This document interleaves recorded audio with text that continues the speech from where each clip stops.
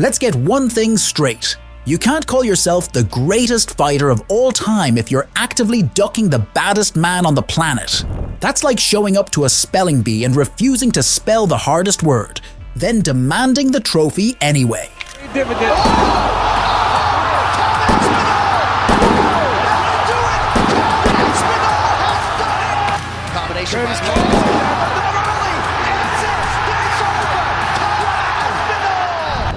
If Jon Jones wants to go down as the undisputed GOAT, there's only one door left to walk through, and behind that door is a 6'5" British monster who doesn't just knock people out, he dismantles them in under a minute.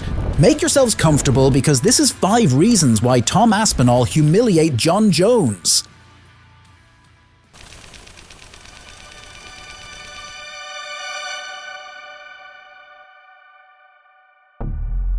Reason number 1, speed. You ever seen a heavyweight that moved like Tom Aspinall? No, seriously, think about it. Watch any of his fights, and you'll understand the difference within seconds. Blink during one of his octagon appearances, and you might miss the entire thing. Not just the knockout, but the build-up, the setup, the execution, and the walk-off. Heavyweight. He throws fast combos for a middleweight. And it's not just hand speed either. It's the footwork, the angles, the transitions from strike to strike, all executed at a pace that feels illegal for someone tipping the scales at 250.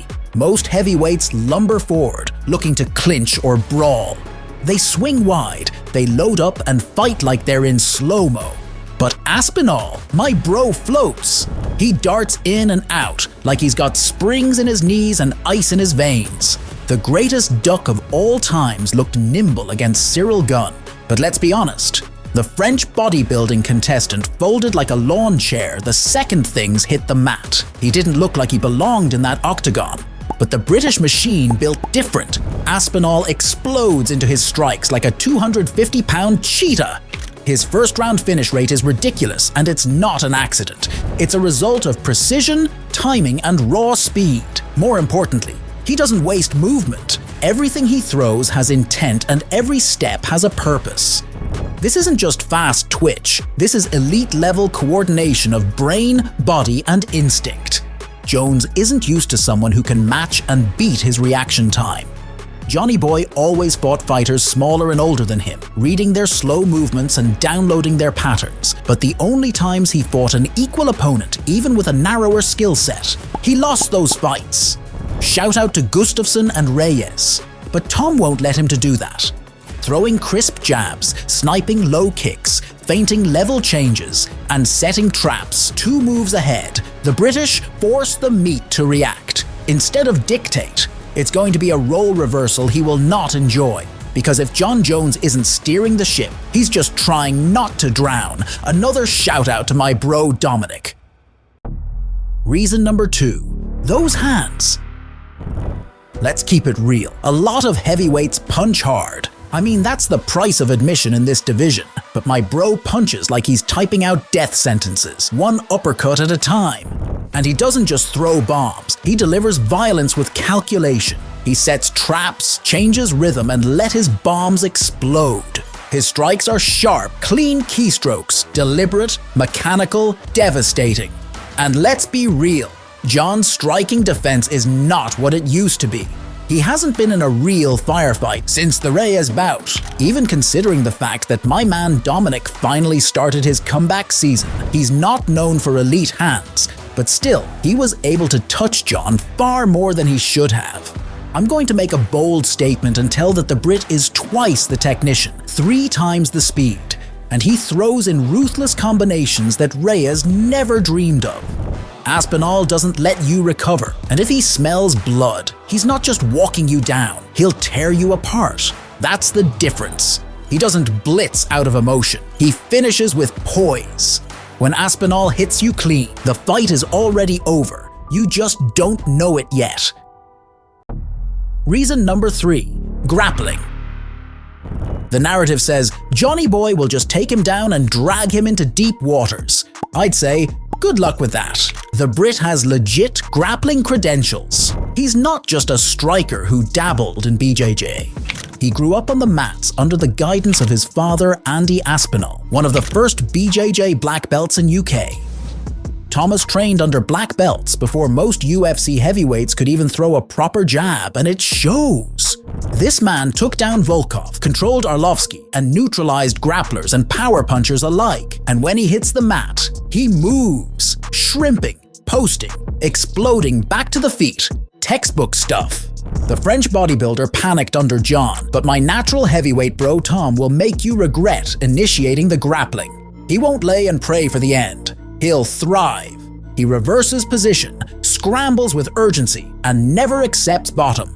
I won't even be surprised if he'll be the one to shoot first. That's the wild card, and I'm sure that the greatest duck expects everyone to fear his wrestling without a single thought that Tom might welcome the clinch or ground game. He might test Johnny Boy where no one has in a long time. The grind, the chain wrestling, the jiu-jitsu chess match. And when you're not the only shark in the water, suddenly your greatest weapon becomes just another tool, not a trump card. I'm going to look in the camera and say, somebody dragged me into deep water. I'm telling you, I want to feel what it's like. I want to see if I can swim or not.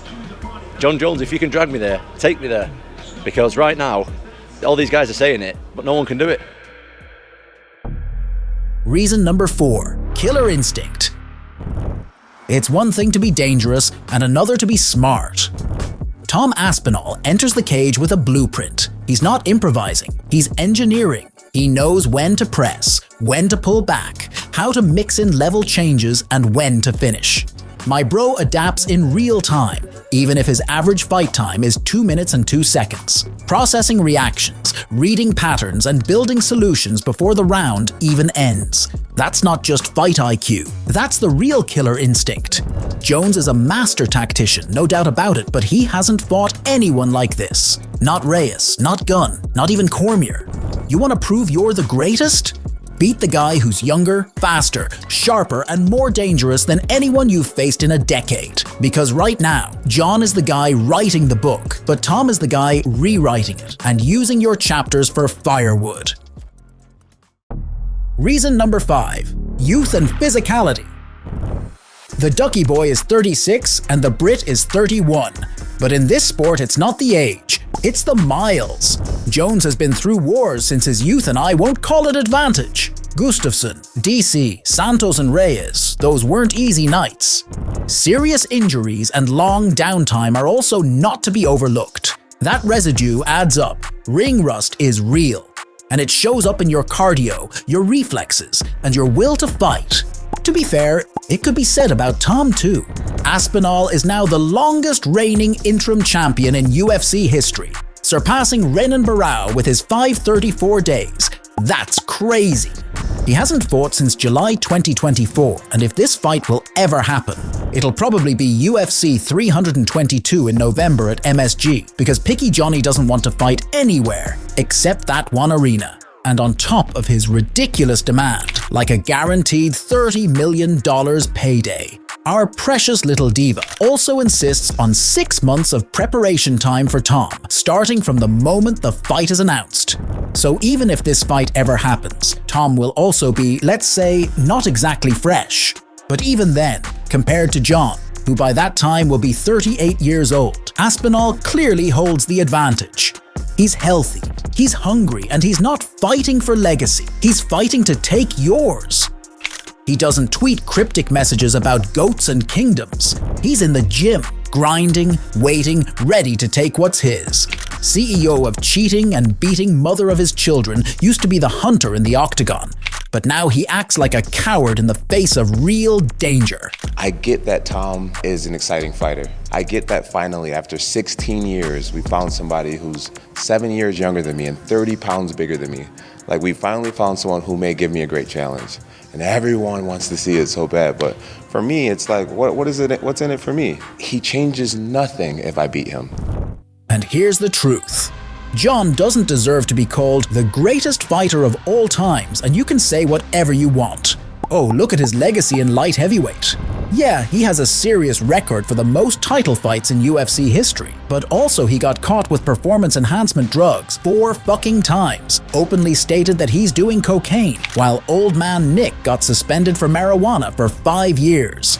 Mostly, I don't care about fighters' life outside the octagon, unless they start calling themselves the greatest fighters of all time. The GOAT should represent this sport and be an example for the younger generations. But Jon is a scumbag and terrible human being who always broke the rules, intentionally tried to inflict the most brutal injuries on his opponents, which was always the basis of his tactics. Nature blessed him with outstanding anthropometry, and this bastard uses it to blind his opponents and calls it a tactic. You know, Tom has said it more than once. He's after undisputed gold. And it just so happens that the one holding it is a piece of human trash named Jon Jones. Who give him? We have to check that, man. That's the only reason the Brit can't leave him alone. He wants to prove he's better. And he is. No one gives a damn about your legacy, Jon. This isn't about that anymore. This is about the fact that an interim champion doesn't have to earn the right to fight for the undisputed belt. He already did by becoming interim champ. And I'll go further. This isn't even about Tom anymore. This is about the fact that there are 2 champions in one division. And that's not how this should work. Being champion means being the best in the world right now, and there's no room for 2 at the top. But still, deep down, I hope Tom gets to fight Jon. I hope he drags him back to earth and shows him exactly where he belongs, shows him that a record built on nobodies is all it takes to humiliate the so-called greatest. So Jon, wherever you are, stop tweeting, stop teasing, fight the one guy who might actually be better than you. Because until then, you're just holding the title of a division you don't rule anymore. So, Jon Jones listening to this right now, what is your message to the man? I don't have a message. I've had enough. Let me fight. There it is. Let me fight. Somebody. I'm not bothered who it is, just let me fight.